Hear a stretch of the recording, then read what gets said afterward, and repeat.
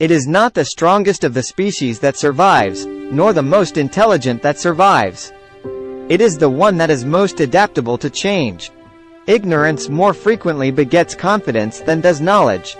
A man who dares to waste 1 hour of time has not discovered the value of life. I love fools' experiments. I am always making them.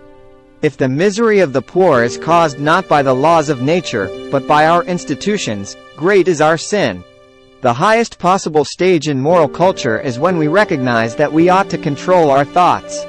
The mystery of the beginning of all things is insoluble by us, and I for one must be content to remain an agnostic. The very essence of instinct is that it's followed independently of reason. To kill an error is as good a service as, and sometimes even better than, the establishing of a new truth or fact. The love for all living creatures is the most noble attribute of man. A scientific man ought to have no wishes, no affections, a mere heart of stone.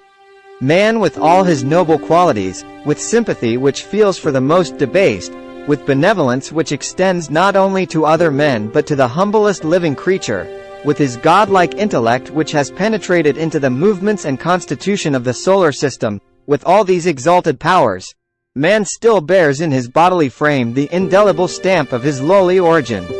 We must, however, acknowledge, as it seems to me, that man with all his noble qualities still bears in his bodily frame the indelible stamp of his lowly origin. The universe we observe has precisely the properties we should expect if there is, at the bottom, no design, no purpose, no evil, no good, nothing but blind, pitiless indifference. An American monkey, after getting drunk on brandy, would never touch it again, and thus is much wiser than most men. The question of whether there exists a creator and ruler of the universe has been answered in the affirmative by some of the highest intellects that have ever existed. Man tends to increase at a greater rate than his means of subsistence. The more one thinks, the more one feels the hopeless immensity of man's ignorance. Great is the power of steady misrepresentation. It is always advisable to perceive clearly our ignorance. The highest possible stage in moral culture is when we recognize that we ought to control our thoughts. It is not enough to do good, one must do it the right way. The very essence of instinct is that it's followed independently of reason. I am not apt to follow blindly the lead of other men. To kill an error is as good a service as, and sometimes even better than, the establishing of a new truth or fact.